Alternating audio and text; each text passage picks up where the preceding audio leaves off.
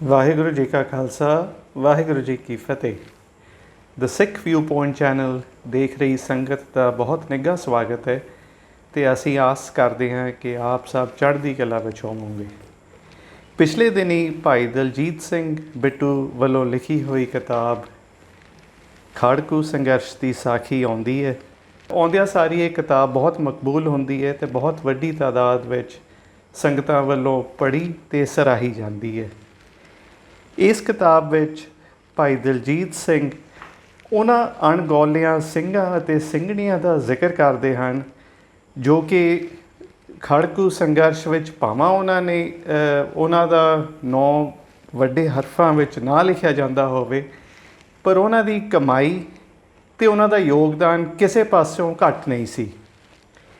ਇਸੇ ਕਿਤਾਬ 'ਤੇ ਅੱਜ ਚਰਚਾ ਕਰਨ ਲਈ ਸਾਡੇ ਨਾਲ ਜੁੜ ਚੁੱਕੇ ਨੇ ਸਰਦਾਰ ਅਜਮੇਰ ਸਿੰਘ, ਜਿਨ੍ਹਾਂ ਤੋਂ ਅਸੀਂ ਇਸ ਕਿਤਾਬ ਬਾਰੇ ਉਹਨਾਂ ਦਾ ਪ੍ਰਤੀਕਰਮ ਲਵਾਂਗੇ।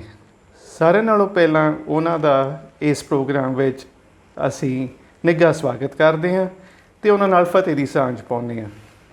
ਵਾਹਿਗੁਰੂ ਜੀ ਕਾ ਖਾਲਸਾ, ਵਾਹਿਗੁਰੂ ਜੀ ਕੀ ਫਤਿਹ। ਵਾਹਿਗੁਰੂ ਜੀ ਕੀ ਫਤਿਹ। ਪਿਛਲੇ ਦਿਨੀ ਭਾਈ ਦਲਜੀਤ ਸਿੰਘ ਬਿੱਟੂ ਉਹਨਾਂ ਵੱਲੋਂ ਕਿਤਾਬ ਆਉਂਦੀ ਹੈ ਜੋ ਕਿ ਬਹੁਤ ਮਕਬੂਲ ਹੋ ਰਹੀ ਹੈ ਅਤੇ ਬਹੁਤ ਪੜ੍ਹੀ ਅਤੇ ਸਰਾਹੀ ਜਾ ਰਹੀ ਹੈ। ਸਾਰਿਆਂ ਨਾਲੋਂ ਪਹਿਲਾ ਸਵਾਲ ਮੇਰਾ ਆਪ ਜੀ ਨੂੰ ਇਹੀ ਹੋਊਗਾ ਕਿ ਉਹ ਕਿਤਾਬ ਆਪ ਜੀ ਨੇ ਵੀ ਪੜ੍ਹੀ ਹੈ। ਹਾਂਜੀ, ਤੁਹਾਡਾ ਪਹਿਲਾ ਪ੍ਰਤੀਕਰਮ ਕੀ ਹੈ? ਦੇਖੋ, ਪਹਿਲਾ ਪ੍ਰਤੀਕਰਮ ਜਿਹੜਾ ਨਾ ਉਹ ਇਹ ਹੈ ਕਿ ਲੇਖਕ ਅਤੇ ਉਹਦੀ ਰਚਨਾ, ਇਹਨਾਂ ਦੋਹਾਂ 'ਚ ਬੜਾ ਗੂੜ੍ਹਾ ਸੰਬੰਧ ਹੁੰਦਾ। ਕਹਿਣ ਤੋਂ ਭਾਵ ਇਹ ਕਿ ਰਚਨਾ ਦੇ ਵਿੱਚੋਂ ਤੁਸੀਂ ਲੇਖਕ ਨੂੰ ਸਮਝ ਸਕਦੇ ਹੋ, ਉਹਦੀ ਲਿਖਤ 'ਚੋਂ। ਅਤੇ ਜੇ ਤੁਹਾਨੂੰ ਲੇਖਕ ਬਾਰੇ ਪਤਾ ਹੈ ਚੰਗੀ ਤਰ੍ਹਾਂ, ਉਹਦੀ ਸ਼ਖਸੀਅਤ ਬਾਰੇ, ਤਾਂ ਉਹਦੇ ਰਾਹੀਂ ਤੁਸੀਂ ਉਹਦੀ ਲਿਖਤ ਨੂੰ ਵੀ ਹੋਰ ਵੱਧ ਚੰਗੀ ਤਰ੍ਹਾਂ ਸਮਝ ਸਕਦੇ ਹੋ। ਸੋ ਇਹ ਦੋਵੇਂ ਚੀਜ਼ਾਂ ਦਾ ਬੜਾ ਗੂੜ੍ਹਾ ਸੰਬੰਧ ਆਪਸ ਵਿੱਚ ਹੀ। ਸੋ ਇੱਕ ਤਾਂ ਇਹ ਕਿਤਾਬ ਸਭ ਨੂੰ ਹੀ ਮਤਲਬ ਪਤਾ ਹੈ ਕਿ ਬਿਲਕੁਲ ਲੀਹ ਨਾਲੋਂ ਹਟਵੀਂ ਹੈ। ਲੀਹ ਨਾਲੋਂ ਹਟਵੀਂ ਇਹ ਕਿ ਜਦੋਂ ਲਹਿਰ ਦੀ ਗੱਲ ਹੁੰਦੀ ਹੈ, ਕਿਤੇ ਲਹਿਰ ਵਾਲੇ ਲਿਖਿਆ ਜਾਂਦਾ ਹੈ, ਇਸ ਤਰ੍ਹਾਂ ਉਹਦੀ ਸ਼ੁਰੂਆਤ ਨਹੀਂ ਕੀਤੀ ਜਾਂਦੀ ਜਿਵੇਂ ਭਾਈ ਦਲਜੀਤ ਸਿੰਘ ਨੇ ਕੀਤੀ ਹੈ ਕਿ ਪਹਿਲਾਂ ਬਿਲਕੁਲ ਹੀ ਜਿਹੜੇ ਅਣਗੌਲੇ, ਜਿਹਨੂੰ ਆਪਾਂ ਅਣਸੰਗ ਹੀਰੋਜ਼ ਕਹੀਏ, ਜਿਨ੍ਹਾਂ ਦਾ ਬਹੁਤ ਵੱਡਾ ਯੋਗਦਾਨ ਹੁੰਦਾ ਲਹਿਰ ਦੇ ਵਿੱਚ, ਪਰ ਉਹਨਾਂ ਦੀ ਬਾਤ ਘੱਟ ਪੈਂਦੀ ਹੈ, ਜ਼ਿਕਰ ਵੀ ਨਹੀਂ ਆਉਂਦਾ, ਕਿਤੇ ਅਣਗੌਲੇ ਰਹਿ ਜਾਂਦੇ ਹੈ।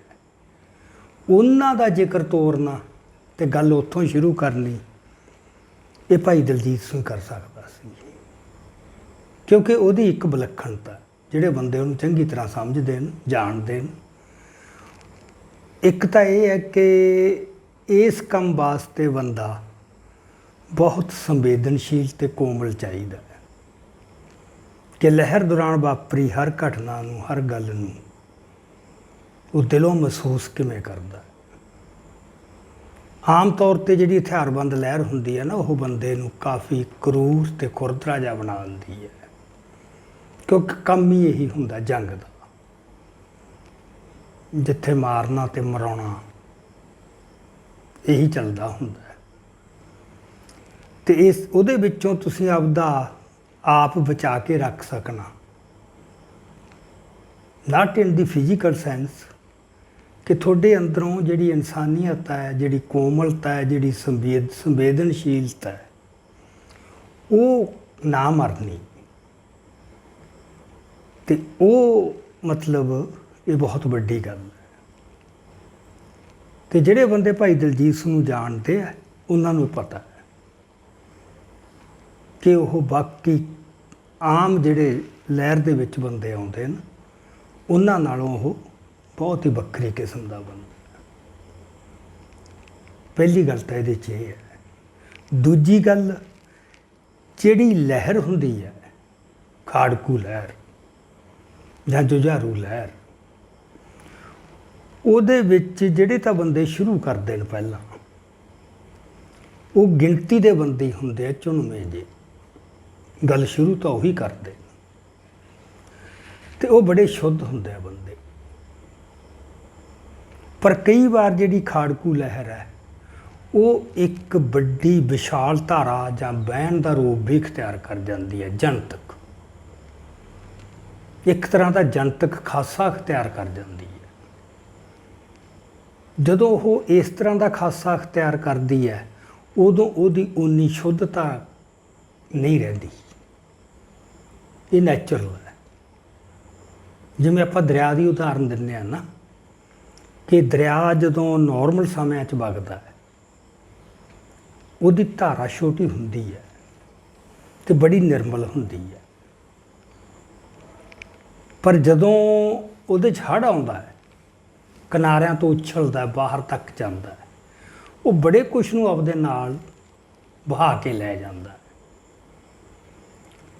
ਉਹ ਜੋ ਕੁਛ ਬਾਹਰੋਂ ਹੋਰ ਨੂੰ ਲਿਆਉਂਦਾ ਹੈ ਉਹਨੇ ਉਨਾ ਚਿਰ ਹੀ ਚੱਲਣਾ ਹੁੰਦਾ ਜਿੰਨਾ ਚਿਰ ਉਹਦਾ ਇੱਕ ਵੇਗ ਬਣਿਆ ਹੋਇਆ ਹੈ। ਉਦੋਂ ਬਾਅਦ ਉਹਨਾਂ ਨੇ ਕਿਨਾਰਿਆਂ 'ਤੇ ਕਿਤੇ ਜਾਂ ਤਾਂ ਡਿੱਗ ਪੈਣਾ ਹੁੰਦਾ।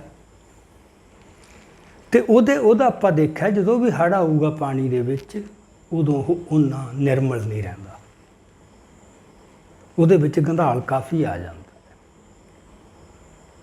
ਸੋ ਇਹ ਜਿਹੜੀ ਭਾਈ ਦਲਜੀਤ ਸੂਰਿਆਂ ਦਾ ਤੁਸੀਂ ਕਿਤਾਬ ਦੇ ਵਿੱਚ ਵੀ ਦੇਖੋਗੇ, ਅਤੇ ਜਿਵੇਂ ਕਿ ਉਹਨਾਂ ਨੇ ਵਾਅਦਾ ਕੀਤਾ ਹੈ ਕਿ ਉਹ ਇਹਨੂੰ ਲੜੀਵਾਰ ਲਿਖ ਰਹੇ ਨੇ, ਹੋਰ ਗੱਲਾਂ ਵੀ ਬਹੁਤ ਲਿਆਉਣਗੇ, ਉੱਥੋਂ ਵੀ ਪਤਾ ਲੱਗੂ। ਅਤੇ ਸਾਨੂੰ ਕੁਛ ਹੱਦ ਤੱਕ ਪਤਾ ਹੈ ਕਿ ਜਿਹੜੀ ਇਹ ਧਾਰਾ ਸੀ, ਕਿਉਂਕਿ ਵੱਖ-ਵੱਖ ਧੜੇ ਸੀ ਲਹਿਰ ਦੇ ਵਿੱਚ, ਹੁੰਦੇ ਹਮੇਸ਼ਾ ਹੀ, ਪਰ ਇਹ ਜਿਹੜੀ ਧਾਰਾ ਸੀਗੀ ਇਹ ਬਹੁਤ ਸ਼ੁੱਧ ਧਾਰਾ ਸੀ।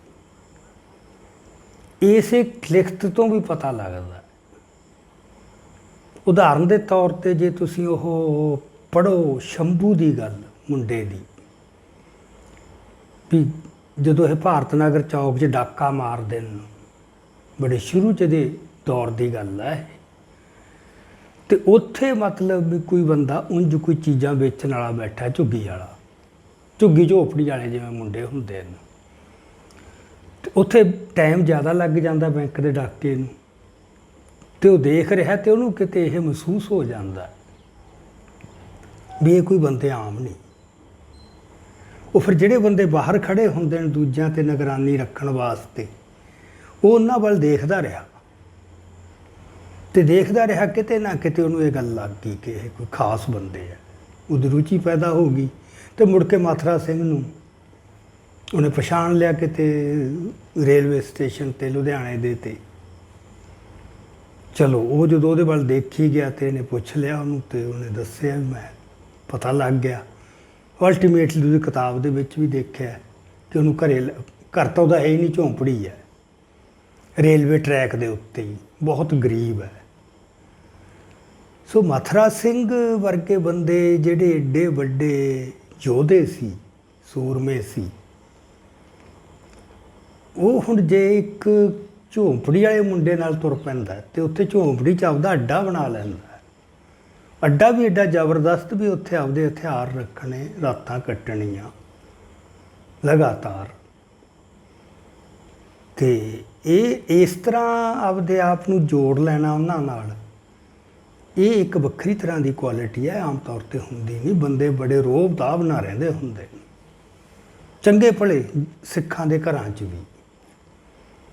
ਵੀ ਅਸੀਂ ਜੁਝਾਰੂ ਹਾਂ। ਜਦੋਂ ਬੰਦਾ ਬੰਦੂਕ ਚੁੱਕਦਾ ਨਾ, ਉਹਦੇ 'ਚ ਇੱਕ ਐਰੋਗੈਂਸ ਜੀ ਆਉਂਦੀ ਹੈ, ਖਾਸ ਸੈਂਸ ਆਫ ਸੁਪੀਰੀਅਰਿਟੀ, ਵੀ ਬਾਕੀ ਕੀ ਨੇ ਤਾਂ ਕੁਛ ਵੀ ਨਹੀਂ। ਇੱਕ ਬਿਲਕੁਲ ਹੀ ਗਰੀਬ ਝੌਂਪੜੀ ਵਾਲੇ ਮੁੰਡੇ ਨੂੰ ਮਤਲਬ ਆਪਣਾ ਬਣਾ ਲੈਣਾ, ਅਤੇ ਉੱਥੇ ਇੰਨਾ ਅਸਰ ਪਾ ਦੇਣਾ, ਅਤੇ ਉੱਥੇ ਜਗ੍ਹਾ ਬਣਾ ਲੈਣੀ ਪਰਿਵਾਰ 'ਚ, ਅਤੇ ਜਦੋਂ ਪਤਾ ਵੀ ਉਹਨਾਂ ਨੂੰ ਇਹ ਬੜਾ ਖਤਰਨਾਕ ਕੰਮ ਕਰ ਰਹੇ ਨੇ। ਇਹ ਜਿਹੜਾ ਗੁਣ ਹੈ ਨਾ, ਇਹ ਕੋਈ ਸਧਾਰਨ ਗੁਣ ਨਹੀਂ। ਅਤੇ ਇਹਨਾਂ ਦੇ ਮੇਰਾ ਖਿਆਲ ਅਨੇਕਾਂ ਕਿੱਸੇ, ਹੁਣ ਜਿੰਦਾ ਜਿਵੇਂ ਹੁਣ ਆਪਾਂ ਨੂੰ ਪਤਾ ਹੀ ਕਿੱਡਾ ਵੱਡਾ ਉਹ ਮਤਲਬ ਸੀਗਾ, ਕਿਸ ਕਿਸਮ ਦੇ ਉਹਨਾਂ ਨੇ ਐਕਸ਼ਨ ਕੀਤੇ ਨੇ, ਅਤੇ ਹੁਣ ਕੋਮਲਤਾ ਉਹਦੇ 'ਚ ਇੰਨੀ ਹੈ, ਜਾਂ ਵੀ ਉਹਨੂੰ ਕਾਰ 'ਚ ਬਿਠਾ ਕੇ ਸ਼ੰਭੂ ਨੂੰ, ਮਰੂਤੀ ਹੁੰਦੀ ਸੀ ਉਦੋਂ, ਨਵੀਂ ਨਵੀਂ ਆਈ ਸੀ, ਅਤੇ ਉਹਦੇ 'ਚ ਸ਼ਹਿਰ 'ਚ ਗੇੜਾ ਦਵਾਉਣਾ, ਜਿਵੇਂ ਬੱਚੇ ਨੂੰ ਗੇੜਾ ਦਵਾਈ ਦਾ। ਇਹ ਜਿਹੜੀਆਂ ਗੱਲਾਂ ਨੇ ਇਹ ਬਹੁਤ ਵੱਡੀਆਂ ਹਨ, ਦੇਖ ਉਂਝ ਛੋਟੀਆਂ, ਪਰ ਇਹਦੇ 'ਚੋਂ ਕਰੈਕਟਰ ਰਿਵੀਲ ਹੁੰਦਾ ਹੈ, ਕੁਆਲਿਟੀ ਆਫ ਕਰੈਕਟਰ।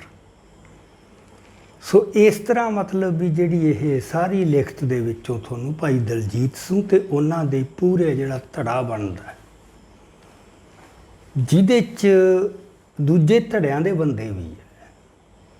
ਕਿਉਂਕਿ ਇੱਕ ਖੂਬੀ ਇਹਨਾਂ ਦੀ ਇਹ ਸੀ ਕਿ ਇਹਨਾਂ ਨੇ ਧੜਿਆਂ ਤੋਂ ਵੀ ਟਰਾਂਸੈਂਡ ਕੀਤਾ ਸੀ। ਹੁਣ ਭਾਈ ਅਨੋਖ ਸਿੰਘ ਤੇ ਸੁਲੱਖਣ ਸਿੰਘ ਉਹ ਬੱਬਰ ਖਾਲਸਾ ਦੇ ਸੀ, ਉਹਨਾਂ ਨਾਲ ਕਿੰਨਾ ਗੂੜਾ ਰਿਸ਼ਤਾ ਇਹਨਾਂ ਦਾ। ਫਿਰ KCF ਹੈ, KLF ਹੈ, BTF ਹੈ, ਫੋਰਸਾਂ ਅਲੱਗ-ਅਲੱਗ ਨੇ ਤੇ ਪਰ ਉਹ ਕਿਵੇਂ ਇੱਕ ਦੂਜੇ ਨਾਲ ਕੋਈ ਮੁਕਾਬਲਾ ਨਹੀਂ, ਕੋਈ ਸ਼ਰੀਕਾ ਨਹੀਂ, ਮਤਲਬ ਕਿਸ ਕਿਸਮ ਦੀ ਆਪਸ ਦੇ ਵਿੱਚ ਭਰਪਣ ਜਿਹੜਾ ਹੈ ਉਹ ਇਹ ਇਨਸਾਨੀ ਗੁਣ ਨੇ ਕੁਛ ਜਿਹੜੇ ਕਿ ਬਹੁਤ ਜ਼ਰੂਰੀ ਹੈ। ਐਕਸ਼ਨ ਤਾਂ ਵੱਡੇ ਹੋਰ ਵੀ ਕਰ ਲੈਂਦੇ ਨੇ। ਤੀਜੀ ਗੱਲ ਮੈਨੂੰ ਇਹ ਲੱਗਦੀ ਹੈ ਕਿ ਜਿਹੜੀ ਖਾੜਕੂ ਸੰਘਰਸ਼ ਜਿਹੜਾ ਹਥਿਆਰਬੰਦ ਸੰਘਰਸ਼ ਹੁੰਦਾ ਨਾ, ਇਸ ਤਰ੍ਹਾਂ ਦਾ ਜਿਸ ਤਰ੍ਹਾਂ ਦਾ ਇਹ ਚੱਲਿਆ, ਤੇ ਕਈ ਧੜੇ ਬਣ ਗਏ। ਜਿੱਥੇ ਧੜੇ ਬਣਨਗੇ ਮੁਕਾਬਲੇਬਾਜ਼ੀ ਵੀ ਹੋ, ਕੰਪੀਟੀਸ਼ਨ, ਤੇ ਉਹ ਕੰਪੀਟੀਸ਼ਨ 'ਚ ਆਪਦੀ ਸੁਪੀਰੀਅਰਿਟੀ ਦਿਖਾਉਣ ਵਾਸਤੇ ਐਕਸ਼ਨ ਹੀ ਵੱਧ ਹੁੰਦੇ ਆ, ਹੋਰ ਨਹੀਂ। ਕੌਣ ਵੱਧ ਕਰਦਾ? ਸੋ ਉਹ ਵੱਧ ਕਰ ਲੈਣੇ ਗੱਲ ਨਹੀਂ ਅਸਲ 'ਚ। ਅਸਲ 'ਚ ਹੁੰਦਾ ਕਿ ਤੁਸੀਂ ਪੋਲੀਟੀਕਲੀ ਅਲਾਈਵ ਕਿੰਨੇ ਕੋ, ਤੁਹਾਡਾ ਜਿਹੜਾ ਐਕਸ਼ਨ ਹੈ ਉਹ ਤੁਹਾਡੀ ਕਿਸੇ ਪੋਲੀਟੀਕਲ ਸਟ੍ਰੈਟਜੀ ਦੇ ਵਿੱਚ ਫਿੱਟ ਇਨ ਹੁੰਦਾ ਕਿ ਨਹੀਂ। ਤੁਹਾਡੀ ਸਟ੍ਰੈਟਜੀ ਨੂੰ ਸਰਵ ਕਰਨਾ ਚਾਹੀਦਾ ਐਕਸ਼ਨ, ਹਰ ਐਕਸ਼ਨ। ਕਦੋਂ ਕਿਹੜਾ ਐਕਸ਼ਨ ਕਰਨਾ, ਉਹਦੀ ਕੀ ਅਹਿਮੀਅਤ ਹੈ, ਇਹ ਸੈਂਸ ਹਰ ਇੱਕ ਨੂੰ ਨਹੀਂ ਹੁੰਦੀ। ਨਕਸਲੀ ਲਹਿਰ 'ਚ ਵੀ ਮੈਂ ਦੇਖਿਆ, ਹਰ ਲਹਿਰ ਦੇ ਵਿੱਚ ਹੀ ਹੁੰਦਾ ਹੈ। ਇੱਕ ਸਟੇਜ ਆਉਂਦੀ ਹੈ ਜਿੱਥੇ ਐਕਸ਼ਨ ਫਾਰ ਐਕਸ਼ਨ ਸੇਕ, ਮੁਕਾਬਲੇ ਵਾਸਤੇ ਵੀ ਚਲੋ ਯਾਰ ਬੰਦਾ ਮਾਰੋ। ਮਤਲਬ ਸਾਡੇ ਨਾਲ ਨਕਸਲੀ ਲਹਿਰ 'ਚ ਹੁੰਦਾ ਸੀ ਤਾਂ ਇੱਕ ਬਜ਼ੁਰਗ, ਤੇ ਉਹਨੇ ਦੇਖਿਆ ਵੀ ਯਾਰ ਕਈ ਦਿਨ ਹੋ ਗਏ ਕੋਈ ਆਪਣੀ ਖਬਰ ਹੀ ਕੋਈ ਨਹੀਂ, ਕਹਿੰਦਾ ਕੋਈ ਬੰਦਾ ਮਾਰੋ। ਤੇ ਕਹਿੰਦਾ ਵੀ ਹੁਣ ਐਂ ਬੰਦਾ ਕਿਵੇਂ ਮਾਰ ਦਈਏ? ਕਹਿੰਦਾ ਕੋਈ ਰਾਹੀ ਮਾਰ ਦਿਓ। ਇਹ ਹਾਸੇ ਵਾਲੀ ਗੱਲ ਨਹੀਂ, ਇਹ ਟੈਂਡੈਂਸੀ ਉੱਭਰਦੀ ਹੁੰਦੀ ਹੈ, ਲੋੜ ਬਣ ਜਾਂਦੀ ਹੈ ਸਰਵਾਈਵਲ ਤੁਹਾਡੀ ਨਾ। ਜੇ ਤੁਸੀਂ ਲਗਾਤਾਰ ਖਬਰਾਂ 'ਚ ਨਹੀਂ, ਚਰਚਾ 'ਚ ਨਹੀਂ, ਇਹ ਆਕਸੀਜਨ ਹੁੰਦੀ ਹੈ ਜੁਝਾਰੂ ਦੀ, ਚਰਚਾ 'ਚ ਰਹਿਣਾ ਲਗਾਤਾਰ। ਸੋ ਇਹਨਾਂ ਨੇ ਜਿਹੜੇ ਵੀ ਐਕਸ਼ਨ ਕੀਤੇ ਨੇ, ਉਹ ਐਕਸ਼ਨ ਤੁਸੀਂ ਦੇਖਿਓ ਜਦੋਂ ਇਹ ਸਾਰਾ ਹੋਰ ਅੱਗੇ ਲਿਆਉਣਗੇ, ਉਹ ਐਕਸ਼ਨ ਕਿਸੇ ਸਟ੍ਰੈਟਜੀ ਦੇ ਪਾਰਟ ਸੀਗੇ। ਸਿਰਫ ਐਕਸ਼ਨ ਕਰਨ ਵਾਸਤੇ ਐਕਸ਼ਨ ਨਹੀਂ ਸੀ। ਤਾਂ ਮੈਂ ਕਹਿਣਾ ਵੀ ਇਹ ਜਿਹੜੀ ਕੇਂਦਰੀ ਧਾਰਾ ਹੈ, ਜਿਹੜੀ ਮੈਂ ਪਹਿਲਾਂ ਗੱਲ ਕੀਤੀ ਹੈ ਕਿ ਜਦੋਂ ਉਹ ਵਿਸ਼ਾਲ ਆਕਾਰ ਅਖਤਿਆਰ ਕਰਦੀ ਹੈ ਨਾ ਲਹਿਰ, ਉਹਦੇ ਵਿੱਚ ਇੱਕ ਕੇਂਦਰੀ ਧਾਰਾ ਨਿਰਮਲ ਹੁੰਦੀ ਹੈ, ਜਿਹੜੀ ਤੋਂ ਲਹਿਰ ਡਿਫਾਈਨ ਕੀਤੀ ਜਾਂਦੀ ਹੈ। ਤੇ ਜਿੰਨੇ ਲਹਿਰ ਦੇ ਦੋਖੀ ਨੇ ਉਹ ਗੜਬੜੇ ਕਰਦੇ ਆ, ਕਈ ਜਾਣਬੁੱਝ ਕੇ, ਕਈ ਅਣਜਾਣਪੁਣੇ 'ਚ, ਕਿ ਉਹ ਲਹਿਰ ਨੂੰ ਉਹਦੀ ਕੇਂਦਰੀ ਧਾਰਾ ਤੋਂ ਡਿਫਾਈਨ ਨਹੀਂ ਕਰਦੇ। ਜਿਹੜੀਆਂ ਉਹ ਕਿਨਾਰੇ ਵਾਲੀਆਂ ਕੁਛ ਗੱਲਾਂ ਦੇਖੀਆਂ, ਉਹ ਉੱਥੋਂ ਡਿਫਾਈਨ ਕਰਨ ਲੱਗ ਜਾਂਦੇ ਆ। ਉਦਾਹਰਨ ਦੇ ਤੌਰ ਤੇ ਗੁਰੂ ਨਾਨਕ ਦੇਵ ਯੂਨੀਵਰਸਿਟੀ ਦੇ 3 ਪ੍ਰੋਫੈਸਰਾਂ ਨੇ ਰਲ ਕੇ ਕਿਤਾਬ ਲਿਖੀ ਖਾੜਕੂ ਲਹਿਰ 'ਤੇ, ਜਿਨ੍ਹਾਂ 'ਚ ਪ੍ਰੋਫੈਸਰ ਹਰੀਸ਼ ਪੁਰੀ ਬੜਾ ਮੈਚਿਓਰ, ਜਿਹਨੇ ਗਦਰ ਪਾਰਟੀ ਬਾਰੇ ਵੀ ਜਾਂ ਹੋਰ ਲਗਾਤਾਰ ਲਿਖਿਆ ਹੈ, ਉਹ ਹੈ, ਤੇ ਨਾਲ ਉਹਦੇ ਹੋਰ 2 ਸਕਾਲਰ ਨੇ। ਤੇ ਉਹਨਾਂ ਨੇ ਮਤਲਬ ਲਹਿਰ ਬਾਰੇ ਲਿਖਿਆ ਵੀ ਬਹੁਤੇ ਬੰਦੇ ਤਾਂ ਸਿਰਫ ਬਦਾਮ ਤੇ ਮੇਵੇ ਖਾਣ ਵਾਸਤੇ ਲਹਿਰ 'ਚ ਆਏ। ਹੁਣ ਦੇਖੋ ਲਹਿਰ ਨੂੰ ਕਿਵੇਂ ਡਿਫਾਈਨ ਕਰ ਰਹੇ ਨੇ, ਕਿੱਥੋਂ ਕਰ ਰਹੇ ਨੇ। ਨਾ ਉਹਨਾਂ ਨੂੰ ਕੋਈ ਲਹਿਰ ਬਾਰੇ ਪਤਾ ਹੈ। ਜੋ ਉੱਥੇ ਸੁਣ ਲੀਆਂ ਗੱਲਾਂ ਆਈਆਂ ਆਸੇ ਪਾਸਿਓਂ, ਮਾਝੇ 'ਚੋਂ ਖਾਸ ਕਰਕੇ, ਪਹਿਲੀ ਗੱਲ ਤਾਂ ਇਹੋ ਜਿਹਾ ਕੋਈ ਬੰਦਾ ਨਹੀਂ ਹੋ ਵੀ ਜਿਹੜਾ ਬਦਾਮ ਖਾਣ ਵਾਸਤੇ ਸਿਰ ਦੇਣ ਵਾਸਤੇ ਤੁਰ ਪਏ। ਇਹ ਉਹੀ ਹਾਸੋਹੀਣੀ ਗੱਲ ਹੈ। ਤੇ ਇਹਦੇ 'ਤੇ ਫਿਰ ਕ੍ਰਿਟਿਸਿਜ਼ਮ ਵੀ ਹੋਇਆ ਸੀਗਾ। ਪੰਜਾਬੀ ਯੂਨੀਵਰਸਿਟੀ ਦੇ 2 ਪ੍ਰੋਫੈਸਰਾਂ ਨੇ, ਪ੍ਰੋਫੈਸਰ ਭੁਪਿੰਦਰ ਸਿੰਘ ਤੇ ਪ੍ਰੋਫੈਸਰ ਬਰਿੰਦਰਪਾਲ ਸਿੰਘ, ਉਹਨਾਂ ਨੇ ਬਹੁਤ ਇੰਗਲਿਸ਼ ਟ੍ਰਿਬਿਊਨ ਦੇ ਵਿੱਚ ਅੱਡ-ਅੱਡ ਆਰਟੀਕਲ ਲਿਖੇ ਸੀ ਇਹਦਾ ਕ੍ਰਿਟੀਕ ਵੀ ਇਹ ਅਪਰੋਚ ਕੀ ਹੈ। ਪ੍ਰੋਫੈਸਰ ਭੁਪਿੰਦਰ ਸਿੰਘ ਨੇ ਹੈਡਿੰਗ ਦਿੱਤਾ ਸੀ ਵਿਲੇਜ ਵਿਊ ਆਫ ਟੈਰਰਿਜ਼ਮ, ਵੀ ਕਿੰਨੀ ਸਿੱਧੜ ਜੀ ਪਹੁੰਚ ਹੈ, ਸਮਝ ਹੈ। ਸੋ ਇਹ ਗੱਲ ਜਿਹੜੀ ਹੈ ਨਾ, ਤੁਸੀਂ ਇਸ ਕਿਤਾਬ ਦੇ ਵਿੱਚੋਂ ਇਹ ਗੱਲ ਪਛਾਣੀ ਜਾ ਸਕਦੀ ਹੈ, ਭਾਵੇਂ ਅਜੇ ਇਹ ਸ਼ੁਰੂਆਤ ਹੈ, ਪਰ ਸ਼ੁਰੂਆਤ ਹੀ ਬਹੁਤ ਕੁਝ ਦੱਸ ਦਿੰਦੀ ਹੈ। ਸੋ ਇਹ ਕੁਝ ਗੱਲਾਂ ਨੂੰ ਮਤਲਬ ਜਿਹੜੀਆਂ ਮੈਨੂੰ ਲੱਗਦਾ ਇਸ ਕਿਤਾਬ ਦੀ ਜੇ ਅਹਿਮੀਅਤ ਦੇਖਣਾ ਹੋਵੇ ਤਾਂ ਉਹਦੀ ਅਹਿਮੀਅਤ ਇਹ ਹੈ ਮਤਲਬ। ਹਾਂਜੀ। ਸੋ ਸਿੱਖ ਹੋਣ ਦੇ ਨਾਤੇ ਸਾਡਾ ਬਹੁਤ ਭਰਵਾਂ ਯਕੀਨ ਹੈ ਵੀ ਸਭ ਕੁਝ ਜੋ ਹੋ ਰਿਹਾ ਹੈ ਉਹ ਅਕਾਲ ਪੁਰਖ ਦੇ ਹੁਕਮ ਦੇ ਵਿੱਚ ਹੋ ਰਿਹਾ ਅਤੇ ਮਹਾਰਾਜ ਦੀ ਰਜ਼ਾ ਦੇ ਵਿੱਚ ਰਹਿਣਾ ਹੀ ਇੱਕ ਸਿੱਖ ਦਾ ਧਰਮ ਹੈਗਾ। ਪਰ ਜੇ ਆਪਾਂ ਦੁਨਿਆਵੀ ਨੁਕਤਾ ਨਜ਼ਰ ਤੋਂ ਦੇਖੀਏ ਤਾਂ ਬਹੁਤ ਸਾਲ ਬੀਤ ਗਏ ਨੇ।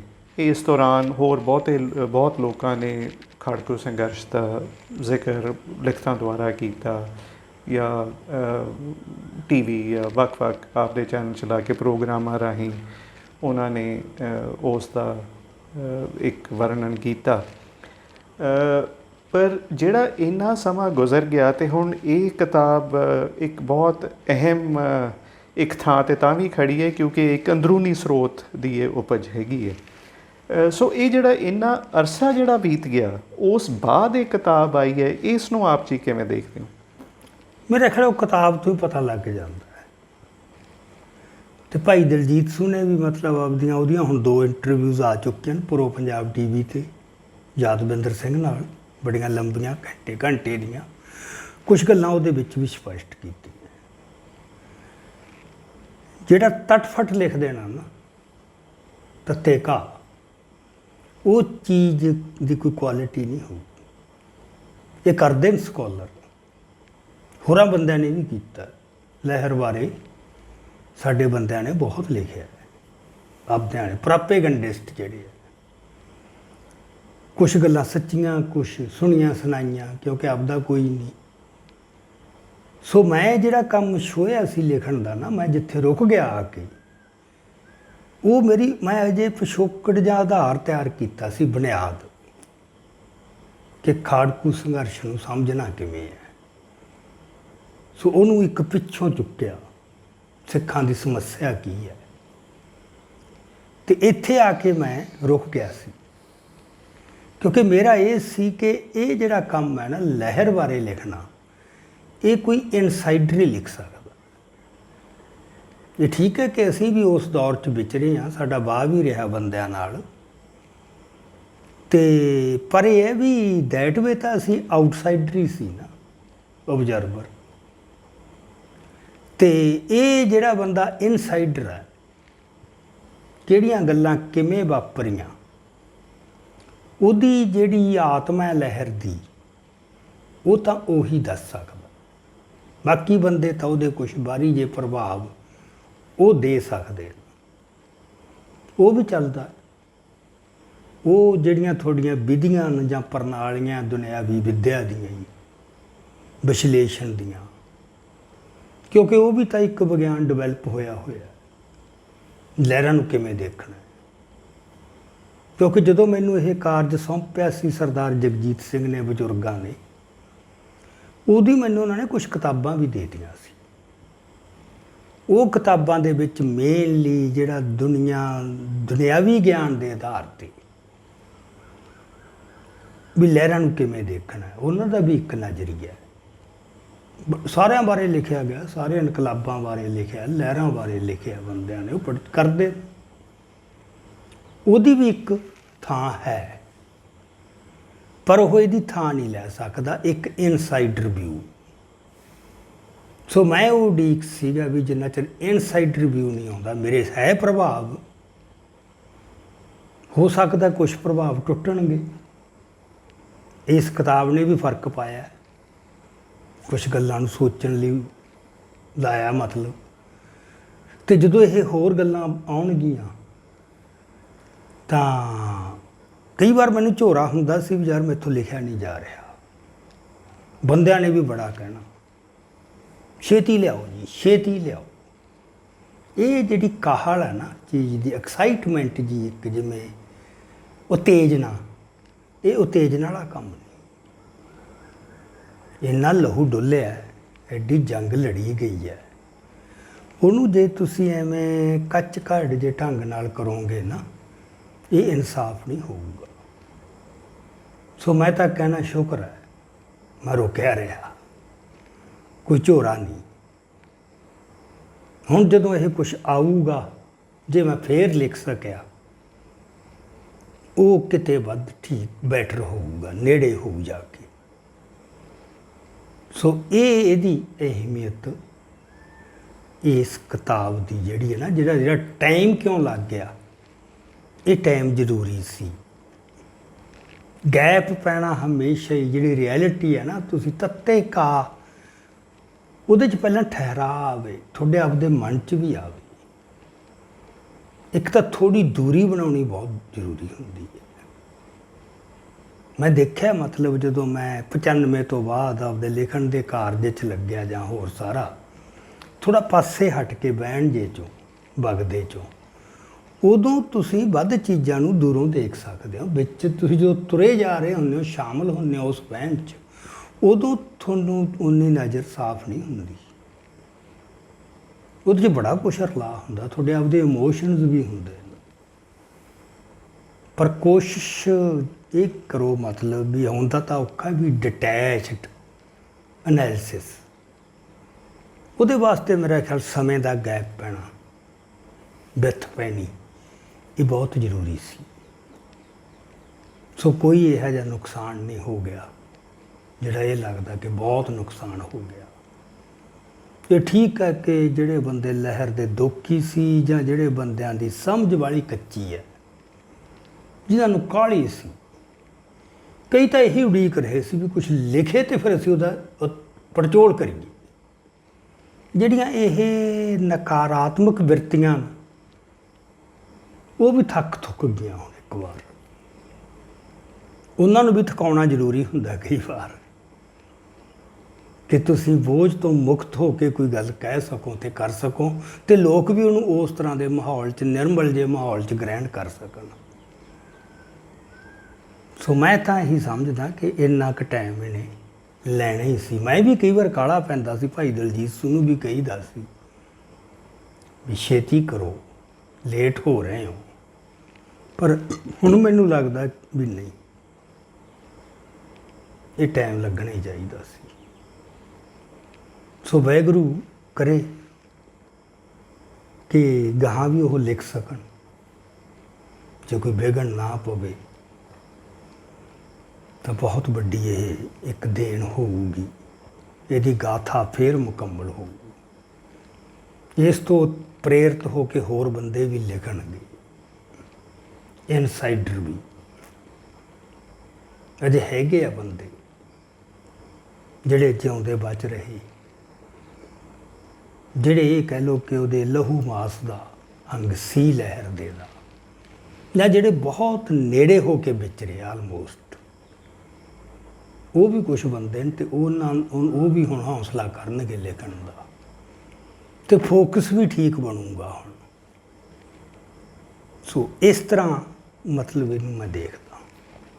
ਸੋ ਇਸੇ ਜੇ ਵਕਤ ਦੇ ਨੁਕਤੇ 'ਤੇ ਆਪਾਂ ਰਹੀਏ, ਜਿਵੇਂ ਕਿ ਤੁਸੀਂ ਵਿਆਖਿਆ ਵੀ ਕੀਤੀ ਵੀ ਇੰਨਾ ਵਕਤ ਨਿਕਲ ਗਿਆ, ਪਰ ਇਹਦੀ ਅਸਲ 'ਚ ਕੋਈ ਐਡੀ ਅਹਿਮੀਅਤ ਹੈ ਨਹੀਂ ਗੀ ਜੇ ਆਪਾਂ ਕਿਤਾਬ ਨੂੰ ਸਾਹਮਣੇ ਰੱਖੀਏ, ਅਤੇ ਜੋ ਉਹਦੇ 'ਤੇ ਜਾਣਕਾਰੀ ਪਈ ਹੈ ਜੇ ਉਹਨੂੰ ਮੱਦੇ-ਨਜ਼ਰ ਰੱਖੀਏ। ਹਾਂਜੀ।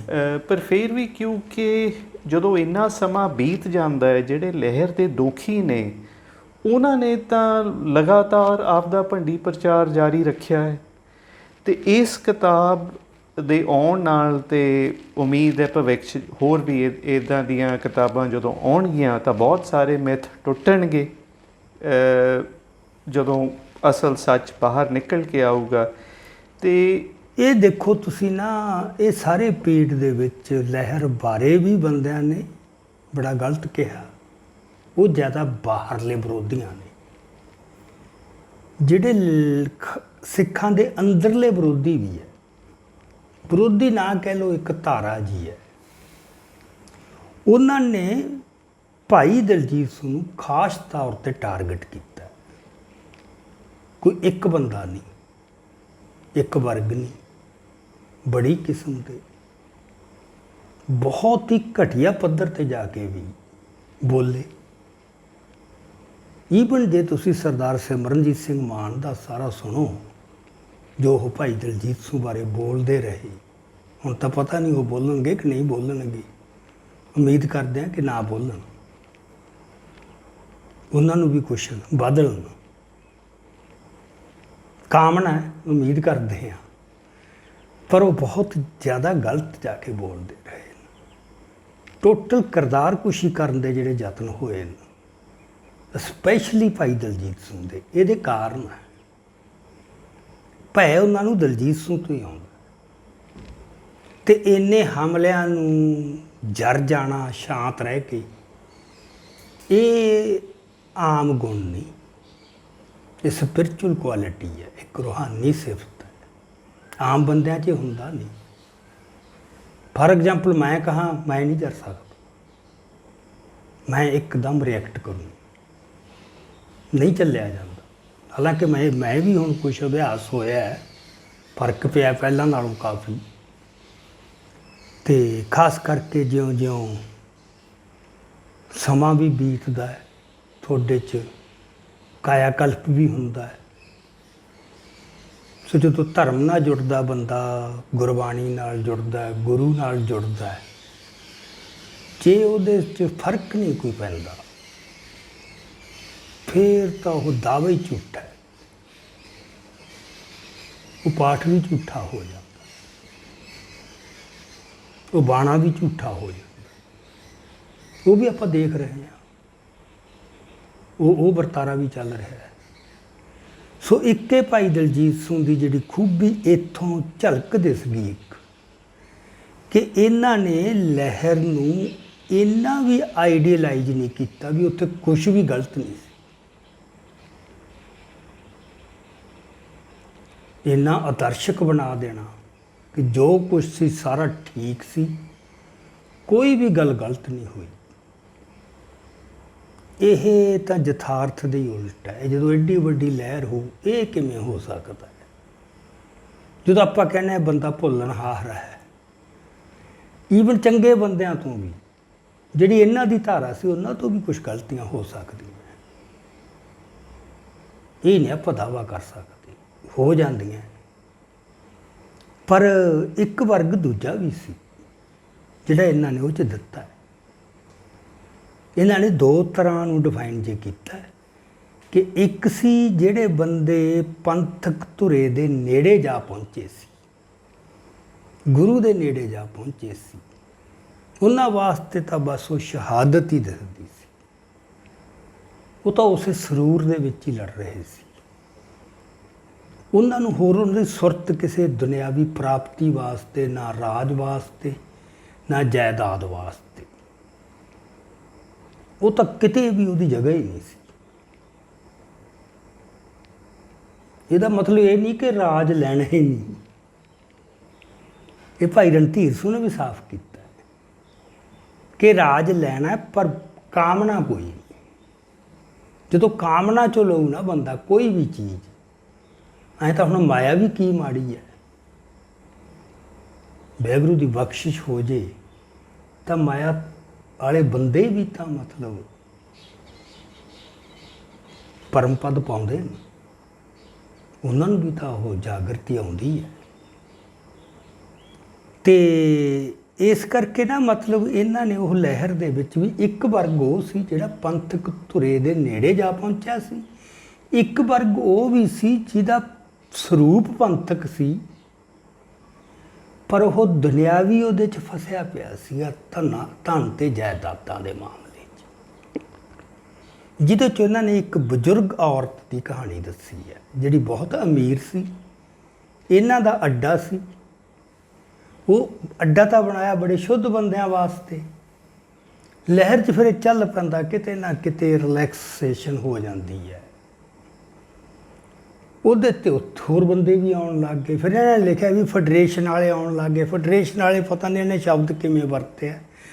ਜਨਰਲੀ ਇਹ ਸੀ ਕਿ ਜਿਹੜੀ ਫੈਡਰੇਸ਼ਨ ਦੇ ਦੋ ਵਰਗ ਜੇ ਮੇਰੇ ਮੁਤਾਬਕ, ਇੱਕ ਜਿਹੜੇ ਖਾੜਕੂ ਧਾਰਾ 'ਚ ਸ਼ਾਮਲ ਹੋ ਗਏ ਬਕਾਇਦਾ,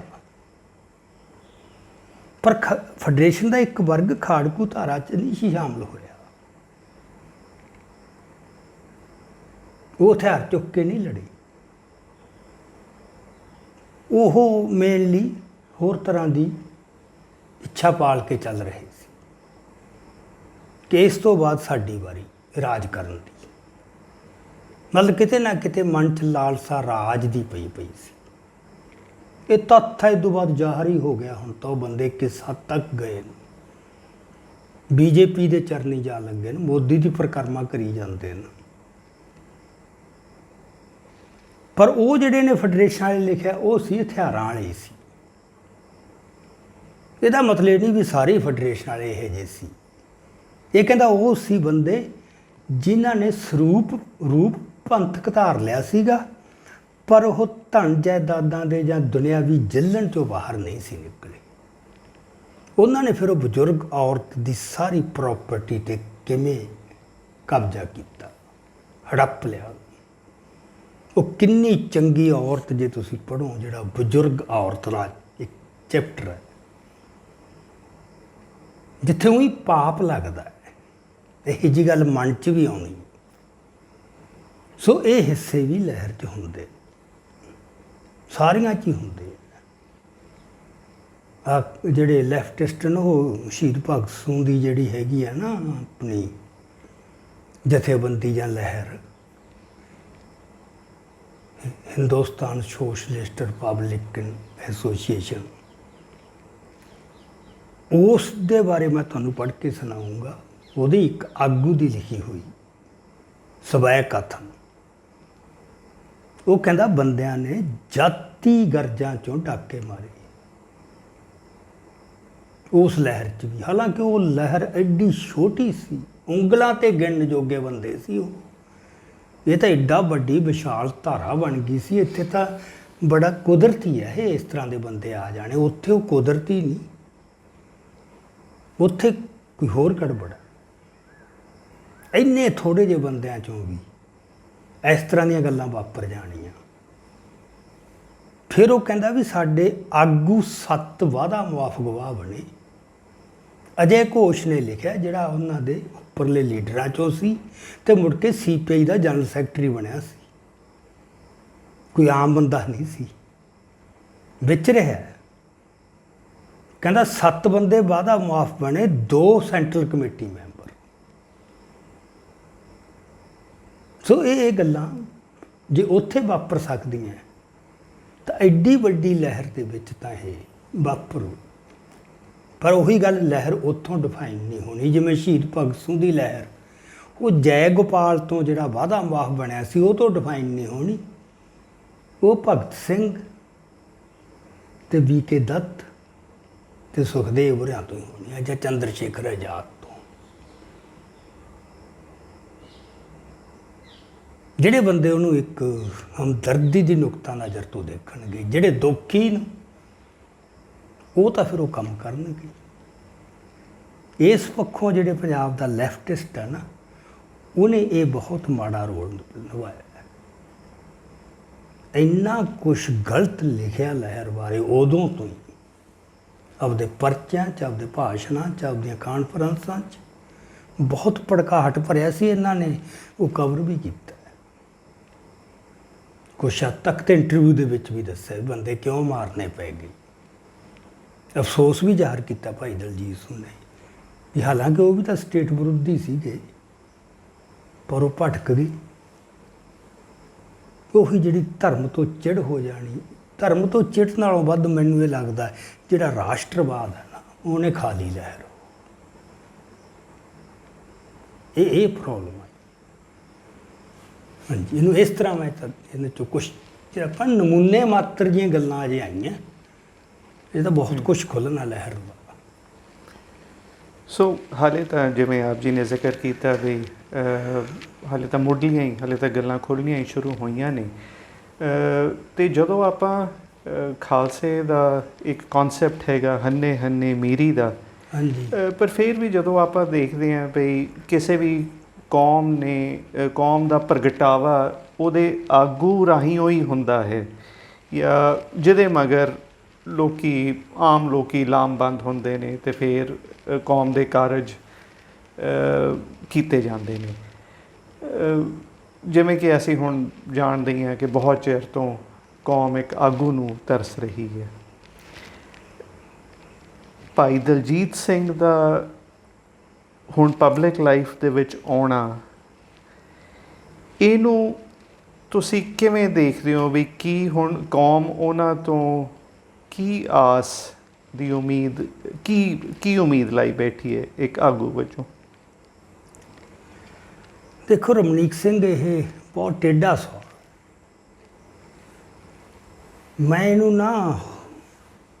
ਮੈਂ ਇਸ ਗੱਲ ਦਾ ਸਪੈਸੀਫਿਕ ਜਵਾਬ ਤਾਂ ਨਹੀਂ ਦੇ ਸਕਦਾ, ਕਿਉਂਕਿ I am not in A position ਔਰ ਕਪੈਸਿਟੀ, ਹੈ ਨਾ। ਮੈਂ ਕੌਣ ਆ ਮਤਲਬ ਉਹਨਾਂ ਦੇ ਬਿਹਾਫ 'ਤੇ ਬੋਲਣ ਵਾਲਾ। ਪਰ ਮੈਨੂੰ ਇਹ ਲੱਗਦਾ ਵੀ ਇੱਕ ਗੱਲ ਦੇ ਵਿੱਚ ਜਿਹੜੇ ਕੁਛ ਆਮ ਜੀਆਂ ਸੱਚਾਈਆਂ ਵੀ ਹੈਗੀਆਂ, ਜਿਹੜੀਆਂ ਸਾਰੀ ਦੁਨੀਆ 'ਚ ਹੀ ਜੋ ਇਨਕਲਾਬੀ ਲਹਿਰਾਂ ਦੇ ਤਜਰਬੇ 'ਚੋਂ ਪ੍ਰਗਟ ਹੋਈਆਂ, ਉਹਦੇ 'ਚ ਇਹ ਹੈ ਕਿ ਇੱਕ ਤਾਂ ਉਹ ਦੌਰ ਜੁਝਾਰੂ ਦੌਰ, ਇੱਕ ਉਦੋਂ ਬਾਅਦ ਫਿਰ ਦੌਰ ਸ਼ੁਰੂ ਹੁੰਦਾ। ਮਤਲਬ ਜੇ ਤਾਂ ਉਹ ਲਹਿਰ ਜਿੱਤ ਤੱਕ ਪਹੁੰਚ ਜੇ ਫਿਰ ਤਾਂ ਕਹਾਣੀ ਹੋਰ ਹੈ। ਜਦੋਂ ਉਹ ਲਹਿਰ ਫੇਲ ਹੋ ਜਾਂਦੀ ਹੈ ਇਨ ਦੀ ਸੈਂਸ ਕਿਵੇਂ ਨਾ ਕਿਵੇਂ, ਜਿਹੜਾ ਉਹਦਾ ਫਿਰ ਫਾਲ ਆਊਟ ਹੈ ਨਾ, ਉਹਦੇ ਅਸਰ ਨੂੰ ਈਵਨ ਮਨੋਵਿਗਿਆਨਕ ਵੀ ਬਹੁਤ ਹੁੰਦੇ ਹੈ। ਅਤੇ ਉਹਦੇ 'ਚ ਕੁਛ ਕੁ ਗੱਲਾਂ ਜਿਹੜੀਆਂ ਮੈਂ ਕਹਿ ਸਕਦਾ ਕਿ ਇੱਕ ਤਾਂ ਮੈਨੂੰ ਇਹ ਲੱਗਦਾ ਕਿ ਜਿਹੜੀ ਸਟੇਟ ਹੈ ਉਹ ਸਾਡੇ ਨਾਲੋਂ ਵੱਧ ਸਿਆਣੀ ਹੁੰਦੀ ਹੈ ਲਹਿਰ 'ਚੋਂ। ਪਹਿਲੀ ਵਾਰ ਉਹਨੂੰ ਪਤਾ ਨਹੀਂ ਹੁੰਦਾ, ਅਵੇਸਲੀ ਜੀ ਹੁੰਦੀ ਹੈ ਵੀ ਕੀ ਹੋ ਜੂ, ਉਹਨੂੰ ਨਹੀਂ ਪਤਾ ਹੁੰਦਾ ਵੀ ਐਡੀ ਵੱਡੀ ਲਹਿਰ ਬਣ ਜੂਗੀ। ਜਿਵੇਂ ਕਾਟ ਅਨਅਵੇਅਰ ਅੰਗਰੇਜ਼ੀ 'ਚ ਕਹਿੰਦੇ ਆਪਾਂ, ਪਰ ਉਦੋਂ ਬਾਅਦ ਉਹ ਤਜਰਬਾ ਸਿੱਖ ਲੈਂਦੀ ਹੈ। ਸਟੇਟ ਕਿਤੇ ਮਜ਼ਬੂਤ ਹੋ ਕੇ ਨਿਕਲਦੀ ਹੈ ਬਹੁਤ, ਕਈ ਗੁਣਾ, ਕਈ ਪੱਖਾਂ ਤੋਂ।